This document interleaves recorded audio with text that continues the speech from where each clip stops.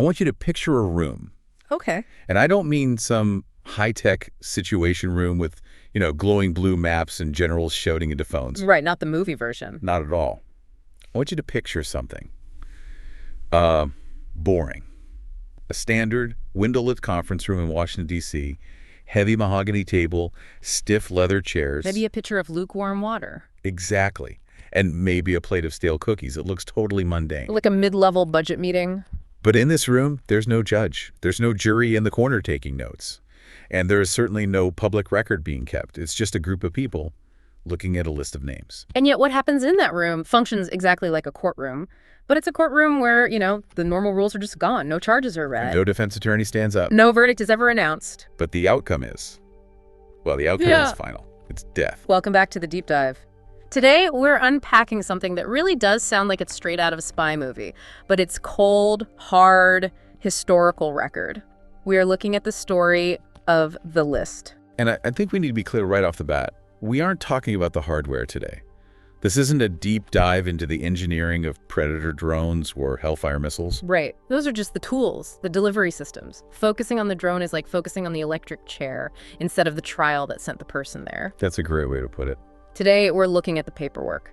We're tracing that specific moment where a list of names quietly transformed into, a legal instrument. It's the story of how the United States government went from a very strict, very public no on assassination to creating a standardized administrative process for state-sanctioned killing.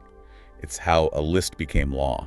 And to really get how massive that shift was, we have to start with the baseline. We have to go back to the world before 2001. Because I think people forget, for a long time, the rules were crystal clear. It wasn't a gray area at all, was it? No, it was a hard line, explicitly prohibited. If you look at Executive Order 12333, signed back in 1981, the language isn't vague. It's incredibly short. It just says, no person employed by or acting on behalf of the United States government shall engage in assassination. Period. Period.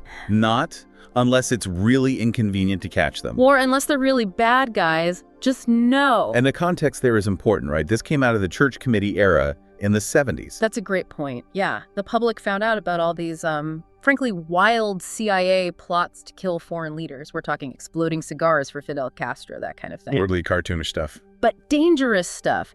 And the government realized that assassination is just unstable, it causes chaos, it delegitimizes you on the world stage. So the ban wasn't just moral, it was strategic. And that rule held up for decades. It survived the Cold War, proxy wars, everything. Exactly. The prohibition was a guardrail, a line you just didn't cross. But then, obviously, September 11th happens. The day everything changed. And our sources describe this as the catalyst. But what stands out to me is that it wasn't just the anger or the fear, it's that the actual shape of the enemy had changed. Precisely. Before 9/11, war meant fighting a state, a country. It has a capital city you can capture, an army with uniforms. A flag. A map. Right. But this new enemy didn't have a capital. They didn't have a singular army. And most importantly, as you said, they didn't have a map. This is that concept of a war without geography. A battlefield without edges. And that creates a massive legal headache. I mean, if you declare a global war on terror and that war has no borders, where does the law stop? If the battlefield is literally everywhere, then the authority to use force is potentially everywhere. That's a terrifying thought if you just sit with it for a second. It implies a war that never ends. But they didn't jump straight to the kill list, did they? The sources are pretty clear there was an intermediate step. No, they didn't. And that evolution is really important. The initial policy was capture, detain, interrogate, transfer. Think Guantanamo Bay. Exactly. The goal was to get these people, find out what they knew. Intelligence was the priority. You can't interrogate a dead body. But capture is incredibly hard. It's a logistical nightmare. You need boots on the ground, you need cooperation from other countries, which you might not get, and most of all, you need time. And the intelligence briefings back then were all suggesting that time was the one thing America didn't have. The fear was a second wave. So you get this tension. We have to stop these guys, but we can't capture them fast enough. And this is where we see the logic shift. The sources highlight this one specific bureaucratic phrase that starts popping up in all the memos. Not feasible. Not feasible. It's such a mundane corporate phrase, isn't it? But in this context, it was lethal. It was. Because the question then became, What happens when capture is deemed not feasible? If we know who a threat is and we know exactly where they are, do we just let them go? And the answer pretty quickly became no. The question being asked at the highest levels was, if we know who they are and we know where they are, why are they still alive? That's the turning point. That's when a name on a list stops being a threat to monitor and starts being a target to remove. Okay, but I'm still stuck on this. You still have that executive order from 1981 saying no assassination. The law is standing in your way. How did they get around it? They didn't repeal it. That would have been a public relations disaster. Right. Instead, they redefined the words inside the law. This is where the story shifts from the battlefield to the lawyer's office. The weapon of choice wasn't a missile. It was a memo. It's legal gymnastics, and this is the part of the research I found so fascinating. To make the list legal, they had to change what certain words meant. Let's start with imminent. Okay, imminent. To me, that means something is about to happen right now. A person is raising a gun to shoot you. Correct. Immediate. Seconds away. But that definition didn't work for terrorism, where someone might be planning a plot that won't happen for 6 months. So they redefined it. To what? They expanded it. They argued for something called the elongated imminent threat.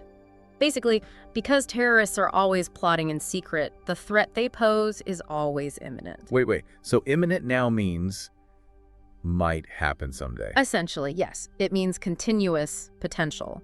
The threat is there even if the person is, sleeping or eating dinner with their family. That just completely flattens the concept of time. If I'm always a threat, I can be killed at any moment. Exactly. It removes the ticking clock. And they did the same thing with space. They redefined battlefield. How so?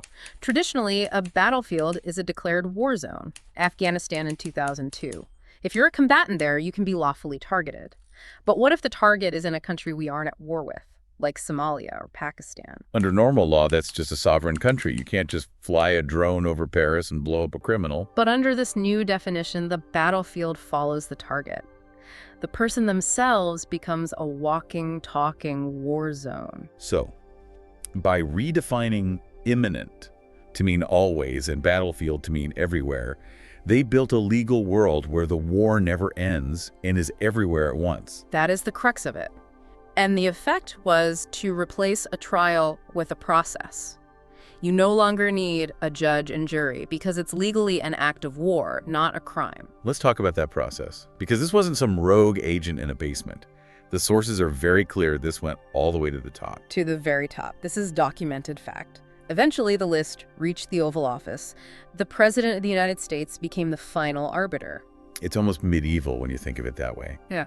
The king deciding a person's fate. And it wasn't a one-time thing, it became a routine. The sources describe these meetings informally called Terror Tuesdays. Terror Tuesdays, wow, that sounds terrifyingly bureaucratic. It was. The president would be brought a dossier. They called them baseball cards. Literally like trading cards. Similar idea. A photo biography, the case against them, and the president would review them and, well, sign off, check a box. All without a vote in Congress.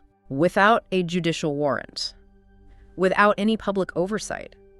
It became a purely executive function. And what's so chilling in the sources is how this got normalized. It wasn't some agonizing drama every single time. That's the psychological aspect of it all. The first name is hard, it feels exceptional, but the second one is easier. Once the PowerPoint slides are standardized and the meetings are on the calendar, it just stops feeling exceptional. And it feels procedural. Exactly. Becomes another item on the Tuesday agenda. And the horror of the act gets buried under the efficiency of the process. I want to circle back to the language. If the old order banned assassination, how is this not assassination? How did they sell this? Branding. You can't use the A word. It sounds criminal. It sounds political. It's what the KGB did. So they rebranded it. They called it targeted killing. Which sounds so clean. That's the point. Targeted killing sounds precise, surgical, controlled. It implies there's no collateral damage, that it's a smart bomb hitting exactly the right person. Which we know from other reporting wasn't always the case. Far from it. But legally, that term was vital. It moves the action from the prohibited column to the permitted one. It frames it as self-defense. And this was all happening in secret. Complete silence. No press conferences. The government wouldn't even acknowledge the program existed. But the strikes were happening. The pattern was visible to the world craters in the ground, funerals in Yemen, but the official stance was silence. It's gaslighting on a geopolitical scale. And because it was covert, You couldn't challenge it. You can't sue over a program that officially doesn't exist. So we have a secret list, redefined legal code, and a process that operates entirely inside the executive branch. Why should someone listening right now care about this? Because this isn't really a story about drones. We get fixated on the technology, the scary robot in the sky, but you can ground a drone, you can scrap a missile. You can't ground to policy. You can't ground a legal precedent. This was about a shift on paper. The moment killing moved from a battlefield necessity to an administrative approval, the law didn't break, it adapted. And it created a precedent. A massive one. Because once you establish that machinery, the memos, the process, the list, it doesn't just disappear when a war winds down.